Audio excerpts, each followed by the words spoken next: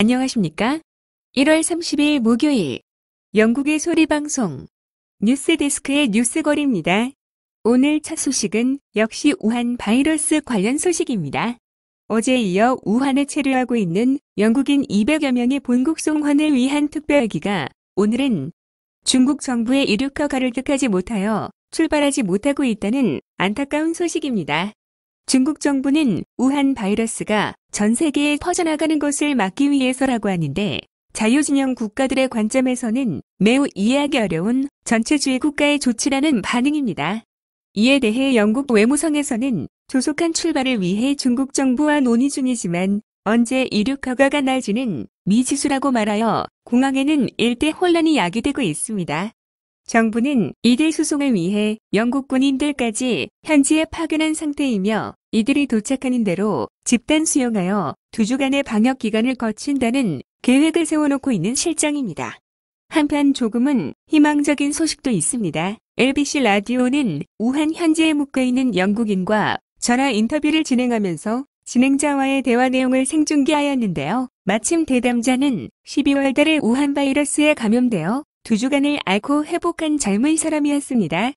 그의 설명에 의하면 특별한 곳에 가지도 않았었는데 몸이 좋지 않아서 병원에 갔었다고 합니다. 병원에서 코로나 바이러스 감염이라고 판정하였지만 마땅한 항생제가 없다고 말하여 항생제 투여는 포기하고 인플루엔자 약들을 먹으면서 직장을 2주간 나가지 않고 집에서 안정을 취했더니 회복되었다고 말했습니다. 별도로 호흡곤란이나 폐렴 현상은 자신에게는 나타나지 않았다고 말했습니다. 이어서 그는 사망자들은 대부분 고령자이거나 평상시 몸에 질환이 있어서 면역력이 약한 사람들이라고 말함으로써 걸리면 무조건 죽은 것은 아니라는 사실을 알려줌으로써 평소 건강한 사람들은 크게 걱정하지 않아도 된다는 여유도 보여주었습니다.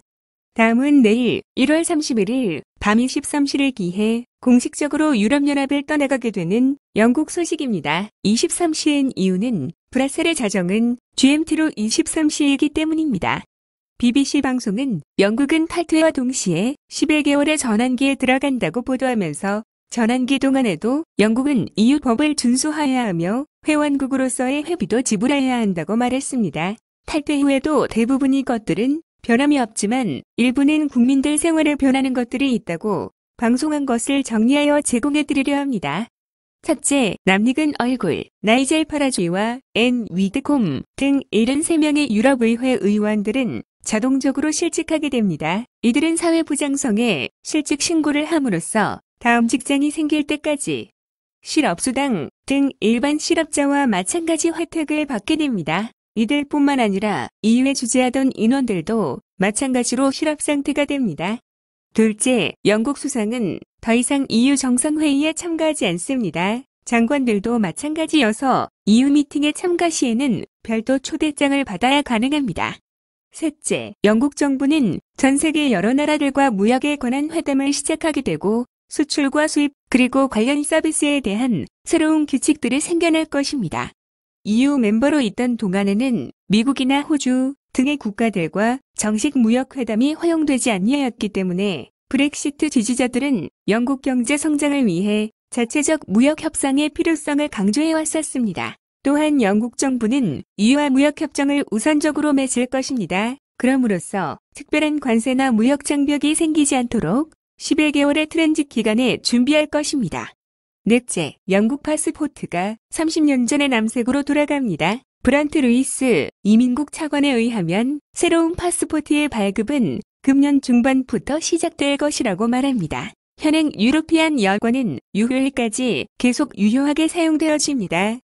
다섯째, 브렉시트를 기념하는 50펜스짜리 주화가 평화, 번영 그리고 모든 나라와 우정이란 글씨를 뒷면에 새긴 채 1월 31일부터 사용됩니다. 보리스 정부는 유사한 코인을 10월 31일에도 만들었으나 다시 3개월 연기됨으로써 모두 녹여서 재활용으로 넣어버렸다고 합니다. 보리스 정부의 브렉시트 의지가 그만큼 강했었다는 의미이기도 합니다. 여섯째, 영국 내각에서 브렉시트부는 내일부로 없어지고 EU와의 관련 업무는 수상관저 사무실로 옮겨와 축소 진행됩니다.